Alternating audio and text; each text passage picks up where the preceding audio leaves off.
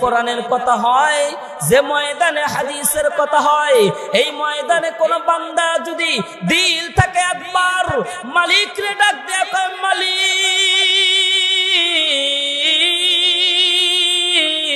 আমি গুনাহ করে ফেলছি গো, একবার যদি বলি আমার আল্লাহর রাসূল বলে ওই বান্দার আর দিলের ভিতরে গুনাহ থাকবে না। সুবহানাল্লাহ আছে। এইজন্য মুসা নবী আল্লাহরে বলছে, আল্লাহ এমন কোন নবীর উম্মত আছে যে উম্মতেরা সরাসরি আপনার সাথে কথা বলে? বলে হ। বলে কোন নবীর উম্মত?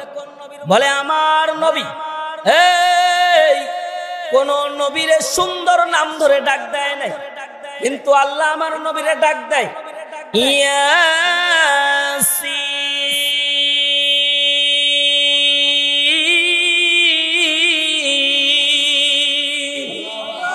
আমার নবীরে ডাক দেয় ওমা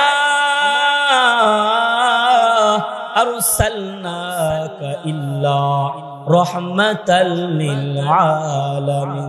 আল্লাহু আকবার। আরে মাই কেমন নবী আপনারা আর আমরা পাইছি। মুসা নবী ডাক দেয় কয় ওগো মালিক,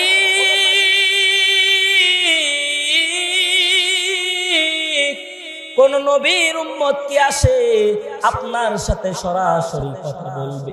আমার আল্লাহ ডাক দেয়া কয় মুসা রে, আমার শেষ নবীর উম্মত যারা হবে জোরে আল্লাহু আকবার বলার জন্য রেডি হবেন।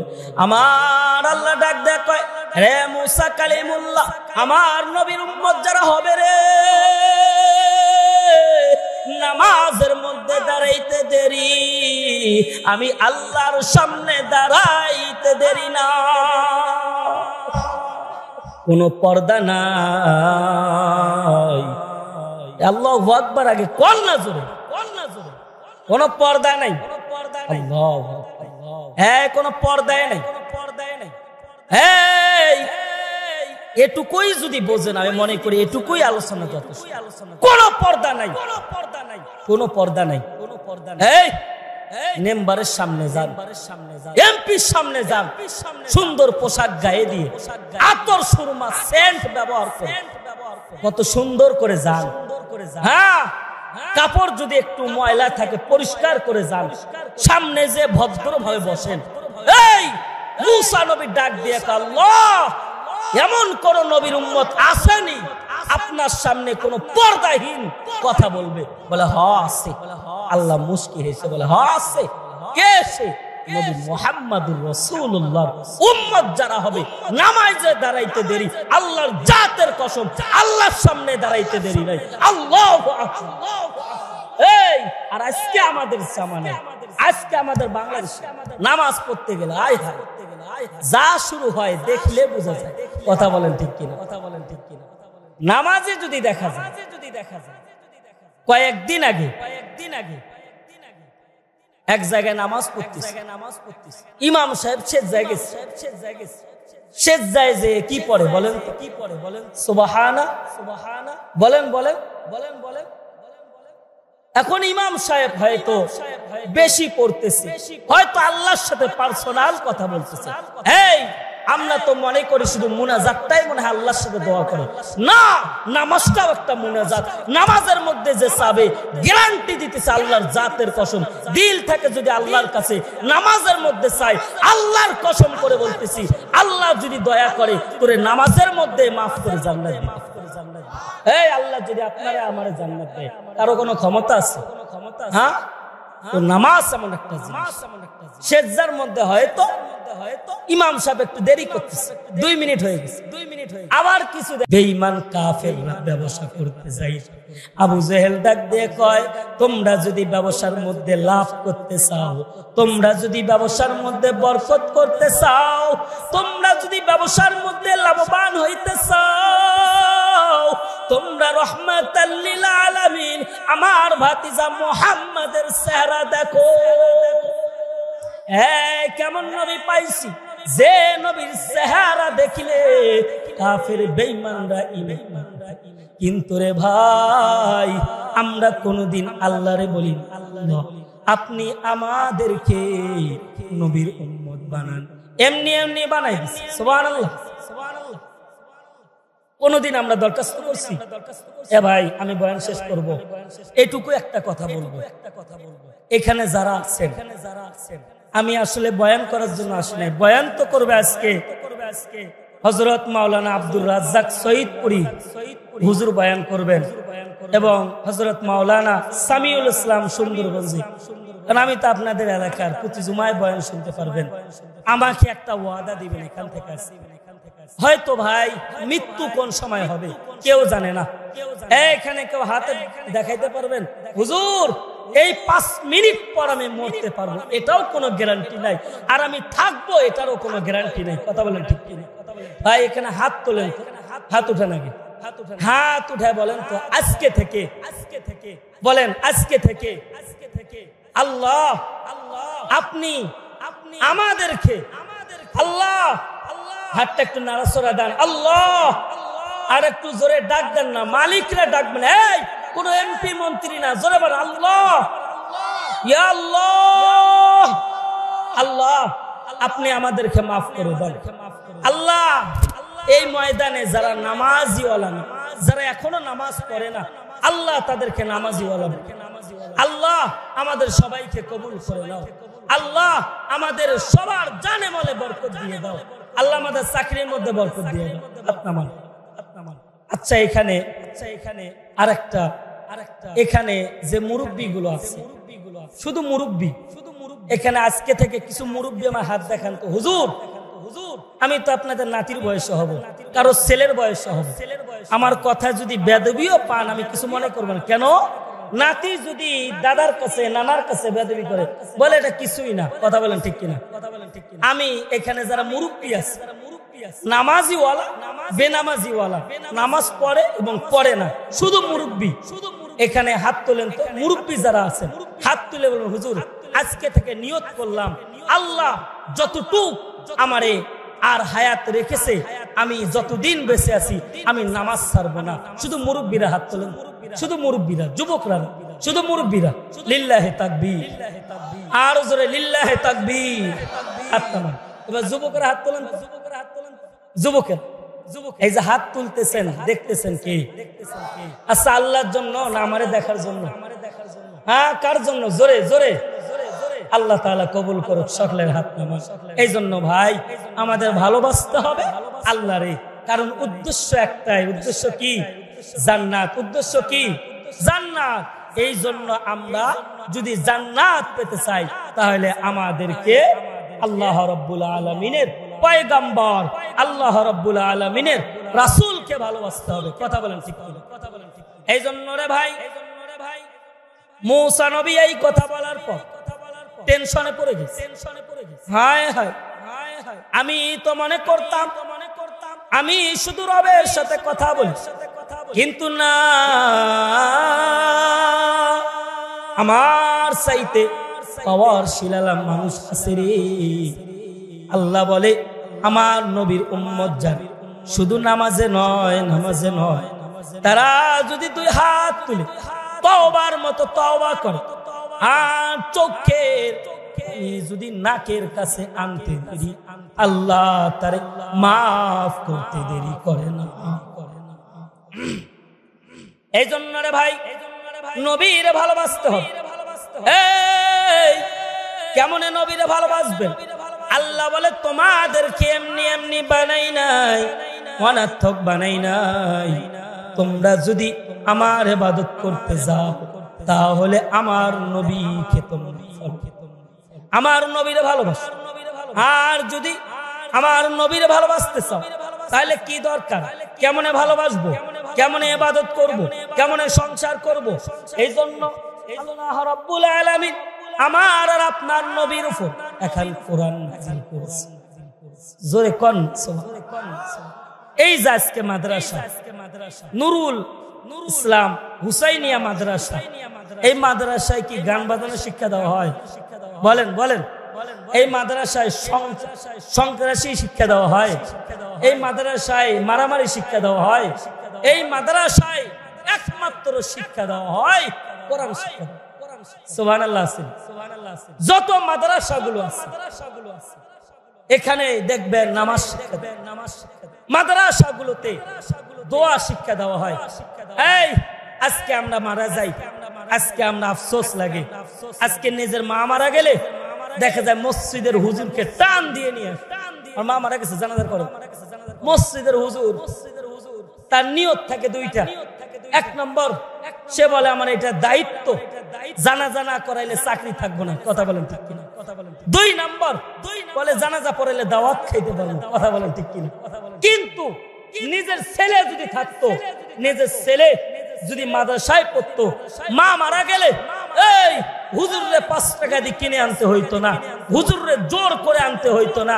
নিজের ছেলে যদি মাদ্রাসায় পড়তো, মায়ের জানাজার সামনে দাঁড়াইতে দেরি, চোখ দিয়ে থরথর করে পানি বের হতো, আল্লাহর কাছে অন্তরে তার কথা চলে আসতো, আল্লাহ আজকে এমন একজনকার জানাজার সামনে যার পেটের মধ্যে আমি 10 মাস 10 দিন ধরেছিলাম, আল্লাহ যে আমার কষ্ট করে মানুষ করছে, যে আমার বাবাটা, এই সন্তান যদি জানাজার সামনে যদি এইভাবে যদি নামাজের মধ্যে দাঁড়ায় কান্দে, আল্লাহ রাসূল বলে এই তার বাবা মা কি গুনাহ করছে না কি করছে এটা দেখার বিষয় নাই, আল্লাহ একটাই বলবে সে কোরআন শিক্ষা দিয়েছে, মাদ্রাসা পড়াইছে, আজকে তার ছেলে জানাজারে ইমামতি করতেছে, আমি আল্লাহ তার কান্না বরদাস্ত করতে পারি না, তার কান্না চোখের পানি নাকের গোড়ায় আসতে দেরি, আমি আল্লাহ তারে মাফ করতে দিই। তাহলে কি আমাদের ইচ্ছা নাই? বলেন ইচ্ছা নাই? আমাদেরও তো ইচ্ছা আছে, ছেলে আমাদের জানাজা পড়াবে, মায়ের জানাজা পড়াবে। এই কত মা আছে, কয়েকদিন আগে এক মাদ্রাসায় গেছে, এক মাদ্রাসায় মাহফিল করে গেছে, দেখি একটা ছেলে এরকম মাহফিলের ব্যবস্থা করছে, এর মাথায় যখন পাগড়ি দেওয়া হয় ছেলেটা হাউ মাউ করে কান্দে, ছেলেটা হাউ মাউ করে কান্দে। ছেলেরে ডাক দেয়া কলাম, রে ভাই কেন কান্দো তুমি? বলে আমি ওই জন্য কান্দি হুজুর, আজকে আমি এই মাদ্রাসায় পাগড়ি পাইছি, 30 পারা কোরআনের হাফেজ হইছি, কিন্তু গো হুজুর আমার মা যখন আমারে কায়দা নুরানিতে ভর্তি করি, তখন আমার মা যখন আমি কায়দার 2-3 পৃষ্ঠা পড়ি, তখন আমার মা ইন্তেকাল করছে। ওগো হুজুর আমি দেখতাম আমার মায়ের জানাজা পড়ার মতো হুজুর পাইতাম, আমি ছোট্ট বাচ্চাটি আজকে কোরআনের হাফেজ হইছে, আজকে পাগড়িটা লইয়া আমার চোখের মধ্যে পানি চলে আসছে, বারবার চিৎকার দিয়ে আমার দিলটা ফেটে যায়, আর আমি মালিকরে ডাক দেই, মালিক আজকে যদি আমার মা থাকতো, আমার মা কতই না আনন্দ পাইত, মা আজকে কবরের মধ্যে শুয়ে রয়েছে, আজকে যদি আমার মা মারা যাইত আমি কোরআনের হাফেজ জানাজা পড়াইতাম, সুবহানাল্লাহ, আর জোরে কর না সুবহান। কত বড় কষ্ট। বলে হুজুর গতকালকে মাহফিলের আগের দিন আমার মায়ের কবরের মধ্যে গেছে, মায়ের কবরের মাটি নিয়ে কান্দি আর বলি মাগো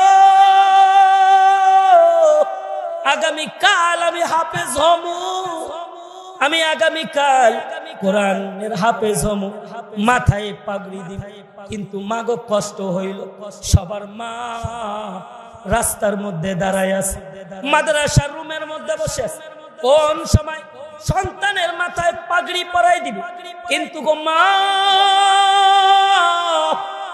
কষ্ট লাগে গো। আমি কবরের মাটি নিয়ে সন্তানটা যেভাবে বলে আমার চোখ দিয়ে টপ টপ করে পানি চলে আসে, সন্তানটা বলে হুজুর আমি মায়ের কবরের মাটি যখন নিছি গো হুজুর, আমি মনে করি আজকে যদি আমার মা যদি আজকে মাদ্রাসায় যাইতো, অন্য অন্য মা যখন সন্তান মাথায় পাগড়ি নেয়, অন্য সন্তানের মা সন্তানদের জড়ায় ধরে বাবা তুমি আজকে হাফেজ হইছ, কিন্তু আমি অন্য সন্তানের দিকে চাইয়া দেখি, ওরে মা আজকে আমার তুমি মা নাই, এই কবরের মধ্যে শুইয়া হুজুর আজকে যদি আমার মা থাকতো, আমার বাবা থাকতো, আজকে আমি মা বাবার জড়ায় ধরে বলতো, ওরে বাবা আমি আল্লাহর কোরআনের হাফেজ হইছি, কিন্তু হুজুর আমার মা নাই। এই রকম এই গাজীপুরের মধ্যেও আছে অনেক বান্দা আছে রে, যারা আমার নবীরে ভালোবাসে, আল্লাহরে ভালোবাসে, এই কোরআন পড়াইতেছে। অনেক পুলিশ আছে, অনেক এমপি আছে, অনেক মন্ত্রী আছে, অনেক নেতা আছে, খোঁজ নিয়ে দেখবেন কোটি কোটি টাকার মালিক, টাকার হিসাব নাই। দেখবেন সন্তান আলুর ভর্তা দিয়ে ভাত খেয়ে এখনো মাদ্রাসার মধ্যে পড়ে। আছে না নাই বলেন? আর কিছু নাস্তিক বলে যে গরিবটা স্কুলে পড়াইতে পারেন, ওর ছেলের মাদ্রাসা, একবারেই ভুল ধরেন। কথা বলেন ঠিক কিনা? ঢাকা শহরে খোঁজ নিয়ে দেখবেন ভিআইপি ছেলেদের, ভিআইপি মেয়েদেরকে মাদ্রাসায় পড়ায়। এক কথায় দুনিয়ায় কিছুই নাই, স্বার্থহীন। কারণ যদি কিছু নিয়ে যাইতে পারি তবিল, সেই তবিল হলো আল্লাহ আল্লাহ রাসূলের ভালোবাসা নিয়ে যদি আমরা কবরে যাইতে পারি, আল্লাহ আমাদেরকে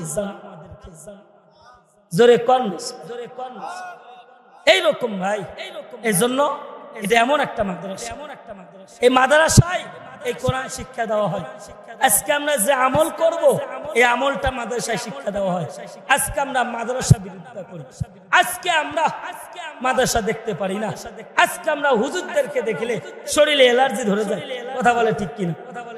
কিন্তু হুজুরদের জন্য আমি মনে করি, আলেমদের জন্য, এই মাদ্রাসার জন্য আজকে এই বাংলাদেশ, এই দুনিয়াটা টিকে আছে। কথা বলে ঠিক আছে?